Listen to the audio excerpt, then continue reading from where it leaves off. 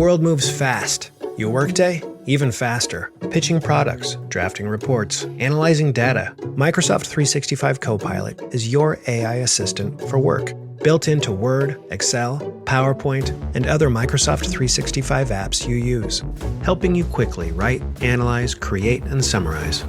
So you can cut through clutter and clear a path to your best work. Learn more at Microsoft.com/M365 Copilot. It is my great honor to welcome you all to Starfleet Academy. There's never been a better time to enroll in Star Trek. It's our job to prepare you for the unimaginable. To the night, cadet! In high-pressure situations, positive reinforcement is crucial to one's success. You're doing a great job. This is what we train for. These friends of mine, they all live for something bigger than themselves. And that's Starfleet. Starfleet Academy. New series now streaming on Paramount+. This episode is brought to you by Stouffer's. Here comes three-time juggling champion Natalia Rogers. She's juggling law school, her TA job. Oh, narrowly catches the laundry. What's that fourth ball? Parents unexpectedly showed up at dinner time? Is that too much for Natalia? Not with Stouffer's Chicken Alfredo and its mouth-watering mix of Asiago, Romano, and Parmesan. When you're juggling four things at once and the clock strikes dinner, think Stouffer's.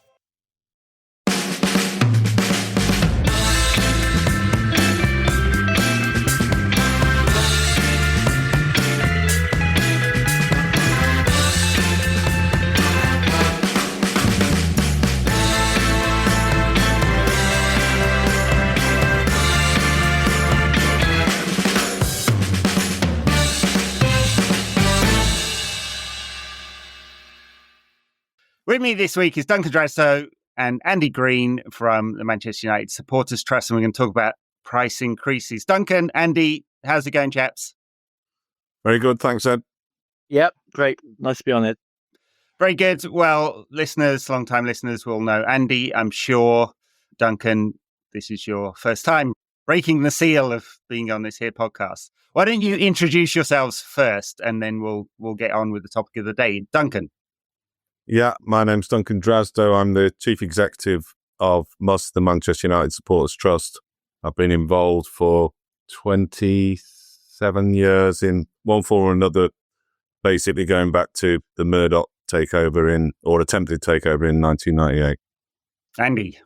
And I'm Andy Green. I am the Finance Director of M.U.S.T, which I've only been in that role for 2 years, I think.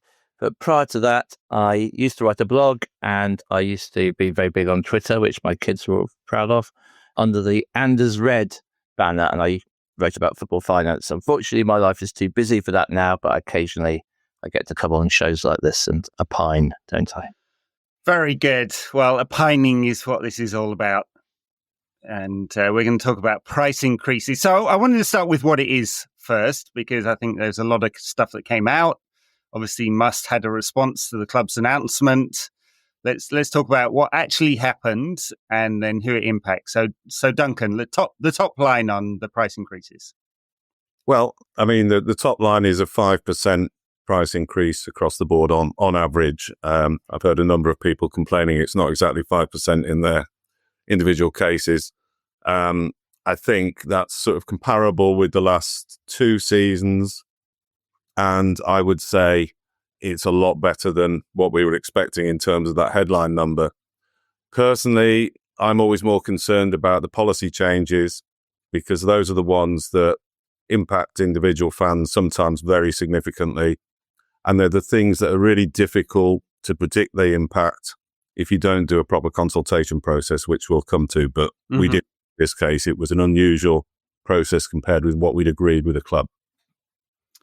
Okay, and who are the people who are particularly impacted then, outside of the general 5% increase? There were changes in policies for pensioners and maybe not a change for under-16s, but let us know what that was about.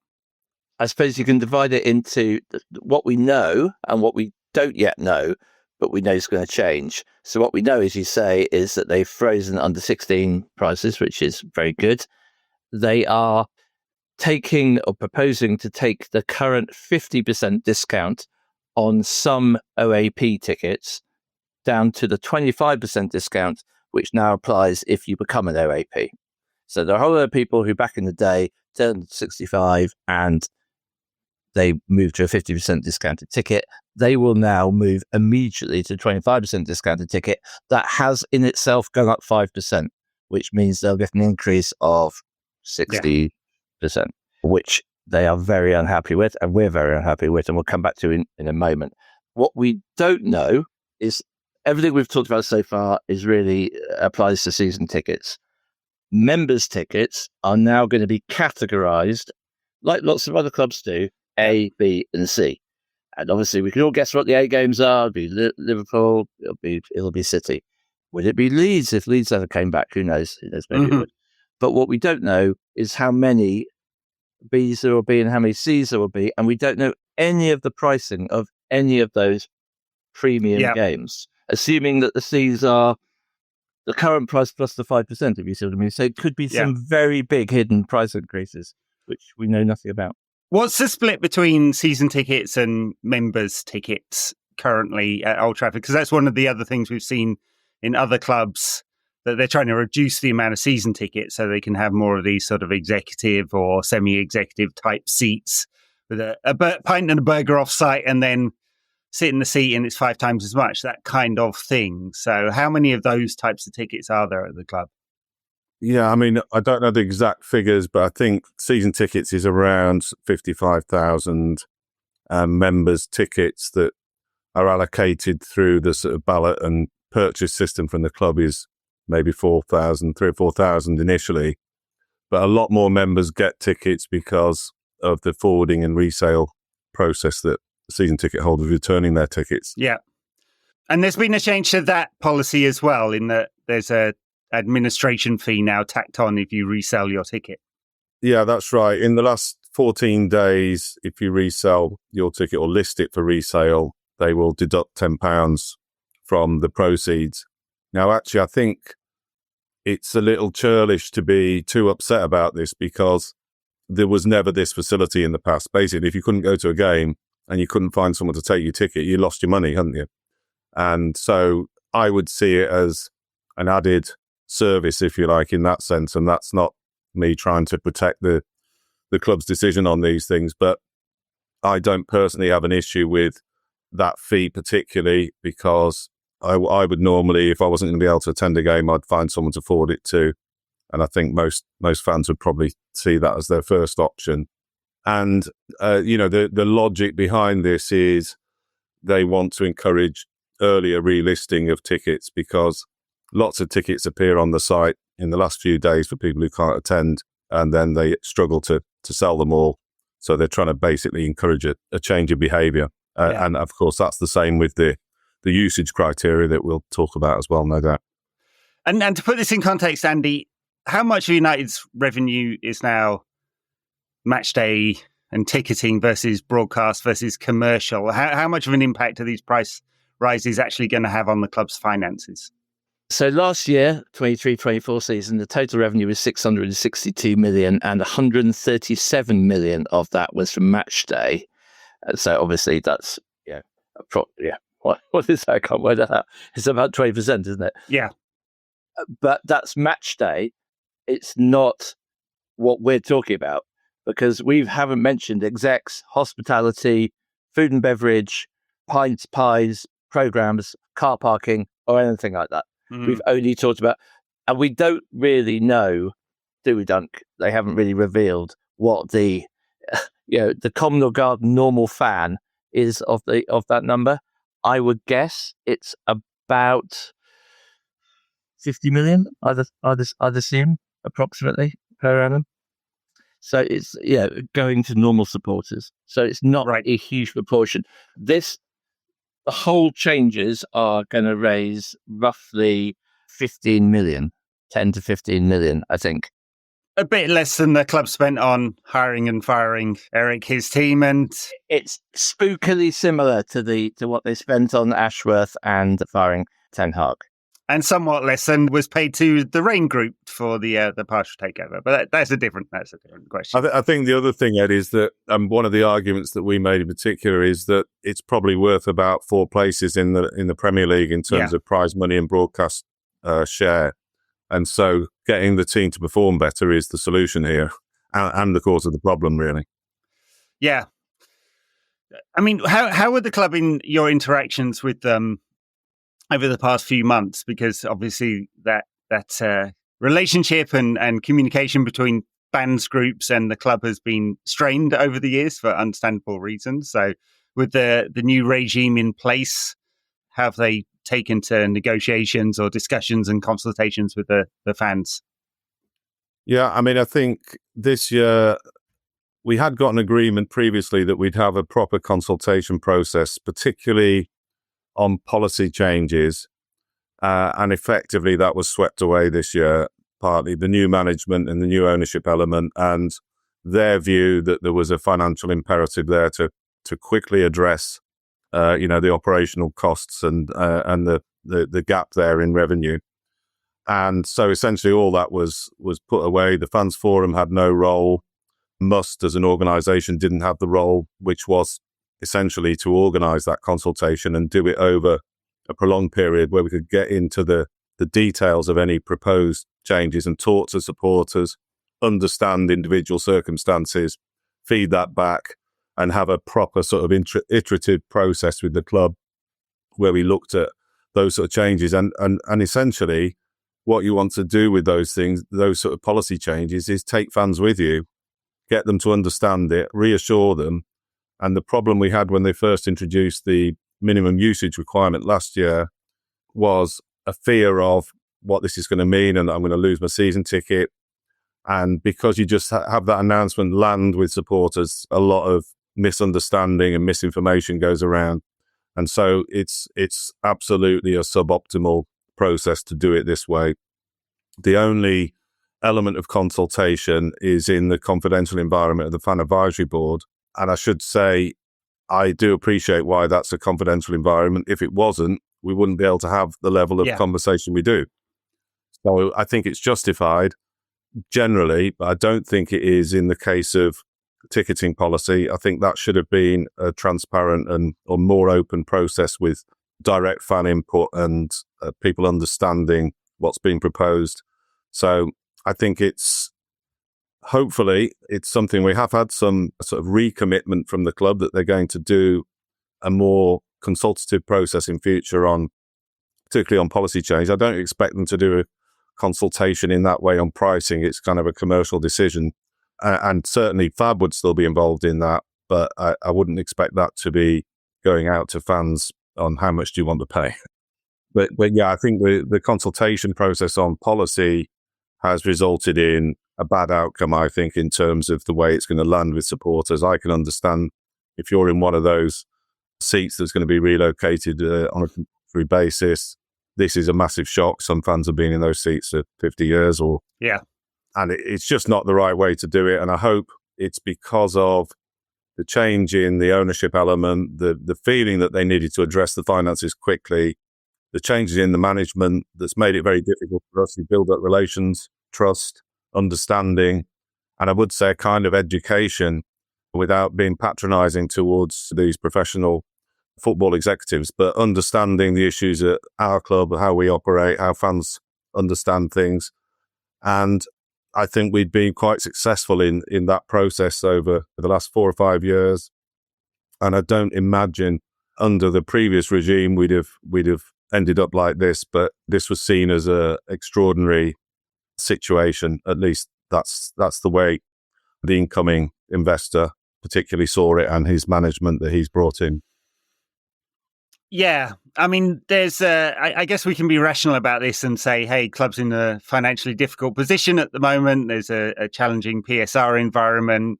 How close the club came to actually breaching that last financial year, Andy might have a view. Some people think very close.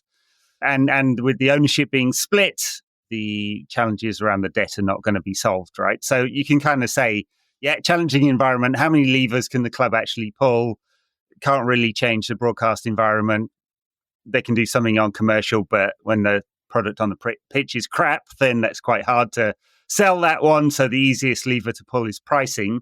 And I guess, which is exactly what the Glazers did 20 years ago, right? Mm-hmm. That's their first pull. And that's the fear, isn't it? That this is the the thin end of the wedge and, okay, 5% this year, but maybe it's more next year if there's a justification around this promise that United are going to become the most profitable club in the world in the next 3 years, which feels like I don't know whether that's more likely than winning the title by 2028, but both feel some way off. So thoughts on that, Andy? Yeah. Yeah, I completely agree. I mean, they've, if you think, if it's INEOS now running the club, which to all intents and purposes it is, isn't it? They have been dealt a very bad deck of cards by the Glazers and the two sets of previous management. And I thought it was interesting that Radcliffe in his interviews referred to both the Woodward era and the Arnold era, and there was quite a lot of change between those two. Yeah, but they both screwed up. And obviously the Glazers were there approving everything all the time, so they bear ultimate responsibility. But you're absolutely right. You've got a cost base of roughly £500 million a year, of which wages is 350 and other costs are 150.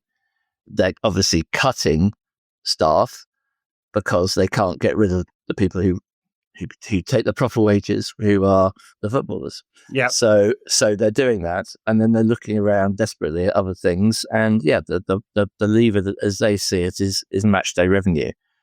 But as Duncan said, there is a broadcast lever. It's called getting higher up the Premier League and getting into Europe. Yeah. And I appreciate, obviously, getting into Europe may happen. It's quite unlikely we have to win the Europa League. But it would help if you could move up 4 or 5 places in the Premier League. And they bear some of the responsibility in terms of backing Ten Hag and then firing him, not just for the cost of that, but for the disruption, having the last summer window, recruiting players for him when they weren't going to keep him, etc., etc., etc. Yeah. It really is fans bearing the cost of those footballing decisions.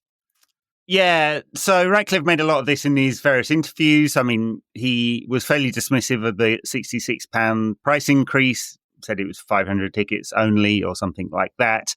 Kept talking about we have to organise this and do the right thing by the supporters, but didn't feel like he was necessarily very much in touch. One wonders whether a billionaire who lives in Monaco could be. I don't know about that one. I guess everyone can think about that. But I guess that's the question, right? Are they in touch with fans? Do they really understand what fans need? Are we seen still as customers? What's the change there? And then talking about the thin end of the wedge, like how do we think about what comes next? Like, is this a short-term fix as has kind of been positioned, emergency fix, or is this actually a way of thinking about the price elasticity of tickets, which is like literally probably leaving quite a lot of money on the table, but fandom is something different than that. Duncan? Yeah, I mean, I think the way I saw it, you look at INEOS, I haven't gone into their corporate history enormously, but I know that they take over failing chemical companies largely. They do a 25% cut of the cost base, and they pretty much seem to be trying to apply that formula to the football club. And, you can see some argument for why they wanted to do that in terms of we had some bloating probably. The biggest concern we had was, and I think the noises coming from Jim publicly, and obviously we wouldn't comment on what was said privately, but publicly, I think his position has changed significantly. I think when he came in and take, for example, the Andy Mitten interview about the Fulham pricing, he was, in my view, looking at it as fans are just one other revenue source. I'm not saying he discounted the value of support at all, but our arguments with the club in terms of persuading them to rein back on their instinct to really push ticketing was about the added value, particularly vocal fans bring, but the general admission supporters in the stadium, and how much more value that brings in terms of performance on the pitch. And in particular, that it's not about affordability of the ticket purely. That's the point at which the fan walks away and they're gone. And we sort of see that in the red zone. And the green zone is everyone's really happy, feeling great about the club. You're generating a spontaneous atmosphere. You're maximising the support for the club. You're maximising the performance on the pitch as a result of that support. And in between that, the worst position, well, I suppose above the green zone is where you start to get fans feeling a little resentful, So they stop being sort of spontaneous supporters and they react to the performance on the pitch, but they don't give much extra value than that. And then kind of the orange zone, if you like, is where the fans are actually really resentful, and you actually get a decline in performance because they're actually scapegoating their own supporters. And we saw an element of this, and I talked about this in our meetings, that there's kind of a home advantage inversion. You should be having a big home advantage with a big crowd and a big stadium. And we were starting to see points at which we were performing better away from home than home. And that's a real warning signal that you're losing the crowd. And we all started to hear, there was Xerxes booed off in one game. Yeah. And that sort of thing shouldn't be happening. United fans are there as supporters, but if you treat them as customers, they start to act like customers. And we don't want customers. We want supporters who feel passionate about the team, and that the team feel they don't have the fear of failure. They have the feeling that they're supported even when they make mistakes. So they're prepared to try and be creative and take risks. And what you've seen, I've seen it over the years with United, when they're performing badly, if the crowd get on their back a bit, then everyone's sort of passing the ball rather than shooting. No one wants to take those chances. And I think some of that landed. And I think that Sir Jim's more recent comments, he talked about this. He talked about the importance of the crowd for the performance of the team. And, that was music to our ears. So I think if that's us, and I don't want to totally claim credit for that, but those are the arguments we made. And I didn't hear him saying those things in his early interviews, and I've heard him saying them later. So I'm hoping that that's a signal that, we're starting to get a better mutual understanding of the importance of the fans in the stadium and how that actually translates into revenue ultimately. It's a false economy to max out your ticket pricing so you just fill the stadium, but you fill it with resentful fans. What you want is fans who feel valued and part of the club and want to support the club, and they're there as supporters first rather than customers.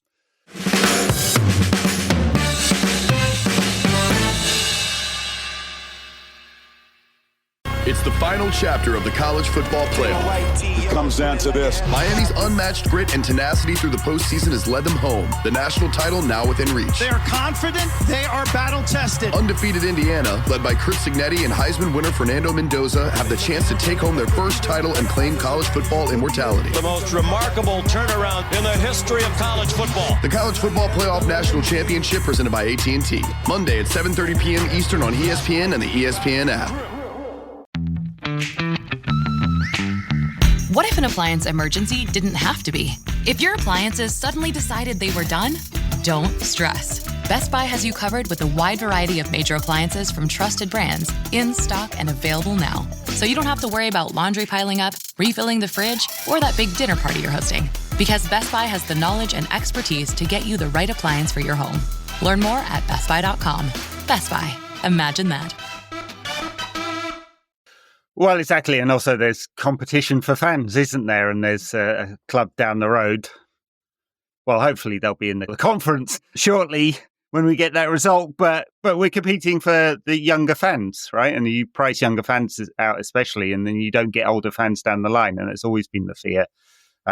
Even when I was younger, the club was doing things like going through the season ticket list and going, "Oh, you're 104. Could you pass it down the family line?" And there was a couple of amnesties, wasn't there? And there's one now. There's one coming up. Yeah. So they're using one of these companies that does identity checks, and you're gonna have to turn up on camera like this and hold your passport or your driving license and have your thing. But here's my public service announcement. If you haven't seen this and you've got a season ticket, you've got until the 31st of March to get in touch with the club. If the season ticket is in the wrong name, if it is in your 125-year-old grandfather's name, then get in touch. Right. Yeah, good service announcement, that one. Yeah, you mentioned Fulham, Duncan, and I guess one of the fears with categorisation of pricing is that it's a halfway house to dynamic pricing. I now live in the States. That is common practice and shockingly common practice for any kind of live event over here, whether it's sports or music, and that can lead to some really steep prices for the most in-demand things.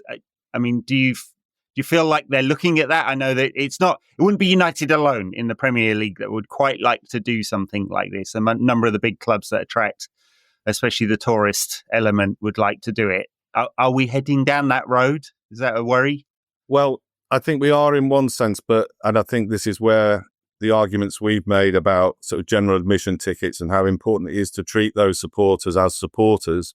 I think when you look at the premium and hospitality, that's where you're going to get dynamic pricing. And you have actually got it already. We already have that effectively where certain games are priced very highly for these premium seats. And so I think that exists. If that does migrate into general admission tickets, that would be a big concern. Obviously, it would be for members rather than season ticket holders. But I think we will very strongly resist that. And I do think that they buy the arguments that we've made. They've got a mechanism for doing that through these hospitality options. And I think that's the logical thing. The hospitality to me is kind of like more like a free market. And, the general admission is something that you need to protect because it provides an extra value, if you like, in terms of support and atmosphere. So if they buy that argument, then I would hope that will not migrate into general admission. It kind of leads on to thinking about the new stadium as well, because all these questions will be in play. I mean, I know they claim 5 years out, any large infrastructure project, that seems very ambitious. But it looked like in the initial plans, it was something like 50-something or 55% of the new stadium would be on the third tier and like either season ticket holders or general admission. 15% were executive seats. Obviously, we're very, very early in the planning for this, but that would look very similar model to a lot of large US stadiums where you get these kind of ultra premium. And we've had a little bit of that in this recent announcement with tickets around the dugout now becoming these Chelsea-style ultra premium seats. Why you want to watch the game there? It's a terrible view, but anyway. I mean, I had for 3 years, 90, 93, 94, 95. So, 20, 30 years ago now, I was 3 seats away from the Oppo dugout, which was great fun. No atmosphere, but great fun for abusing players, which I definitely wouldn't do, of course. But yeah. New stadium, at what point do we start thinking about fans' roles in that? Because a large part of the announcement was we want a stadium that has a great atmosphere, close to the pitch, steep sides, big cop, as they call it, behind the goal, replication of the Stretford end, and then this sort of general view on what the splits would be between normal tickets and executive tickets. I mean, I think I would take some comfort from the fact that they have, it seems, listened to those things, talking about close to the pitch, steep stands, ends of the stadium that are very vocal and tightly packed terraces, all the sort of things that were fed back to them in the sort of consultation process.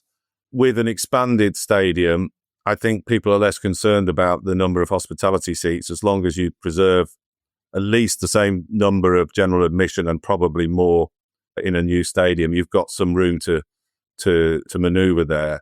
So to me, personally, I don't have an objection to the club making money out of hospitality. If that cross-subsidizes general admission and makes sure it still generates the atmosphere and makes it accessible to people, then it's illogical to be against that. And I think some of it is the legacy of our campaign against the Glazers going way back, where there was a kind of war of attrition trying to squeeze the revenue in a vain hope of forcing them to sell post the IPO in 2012. I think that is a vain hope. And so I don't think it's logical to want to actually see the revenue of the club squeezed in any way. They're not taking dividends. That money's going into the club now. If we sell less hospitality, the money's got to come from somewhere to pay for the cost of the players. So I think it's a simpler picture for me than it used to be. Yeah, I think the thing I'd add is on the financing side. So they've been completely silent, including when asked direct questions about how this will be funded. If it is $2 billion, I mean, Ed, you made the point on the pod last week, they can borrow it. Obviously, they've already got $731 million secured on the same land that they're going to build the new stadium. Mm-hmm. So they're going to have to refinance the 731 and then find the $2 billion. Now, the club cannot handle £2.7 billion of debt under any possible scenario.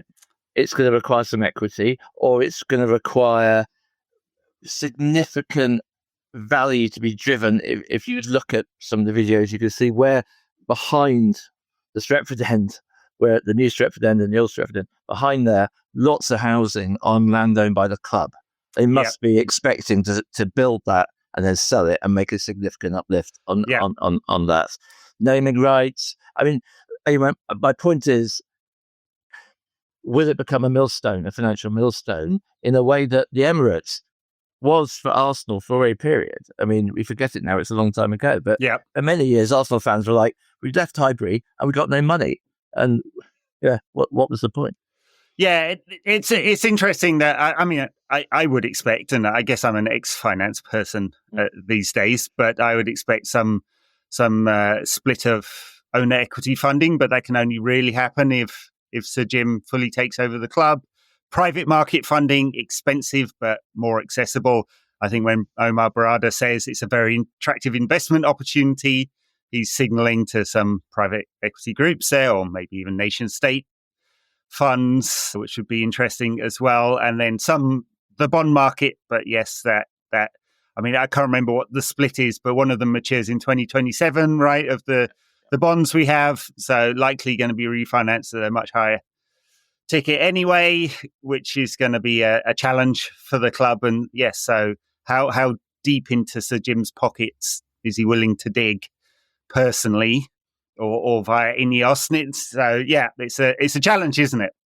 But Barcelona borrowed €1.5 billion at 5.5%, and because they're borrowing in the euros, it's a lower interest rate. It's probably 2% above base rate, reference rate. Sonia, could United borrow at that? That would be in sterling. That would be 7 or 8%. But borrow $1 billion at 7 or 8%, plus the 700 they've got already. I mean, you're suddenly talking 100 million plus of interest a year. More. Goes back to the hospitality point, though. If they're going to do this, we as supporters want them to be able to sell 10,000 super premium boxes to mugs who want to pay that price. Yeah, supportive customers, because it will help fund the stadium. Without that sort of thing, the economics don't stack up at all. Yeah, and I think the challenge, and it's been a challenge for a while, is that dual class share structure, which makes it particularly unattractive for anyone else to buy shares, or buy A shares at least. And I think the Ratcliffe deal hasn't really resolved that, has it? Because it's created a kind of finely balanced power relationship, or voting rights relationship, where there's not much room to do anything else. So, as you said, Ed, I think in terms of an equity solution, you can't see how that's going to work with the Glazers still there, because you would imagine they're either going to be there and in control, or they're going to sell out wholly. You can't really see them as minority shareholders unless you believe that Joel and Avi have this affection for the club that's different from the other siblings and would potentially remain if the others sold out. But everything about the structure of the INEOS investment is about we're all in and we keep control, and there's no room for new equity, really.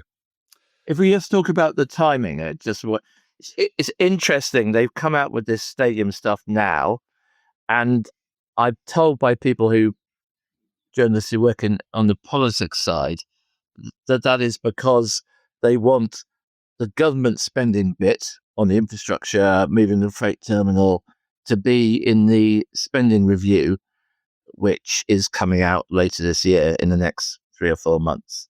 And if they delayed a year, they would miss the boat on the spending review. But that means they've rushed this all out, and I just hope they actually have had those shareholder conversations in the background, because otherwise it's going to run into sand.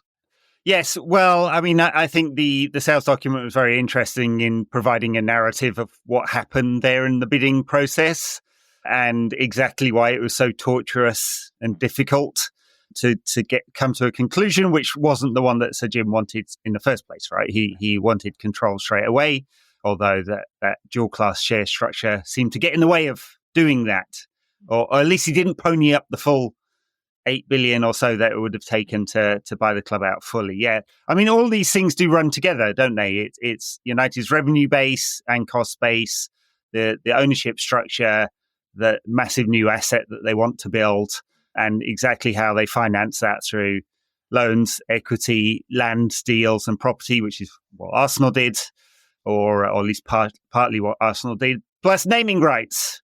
So we'll be playing in the Aramco Sir Jim Ineos Park Old Trafford Bowl shortly enough.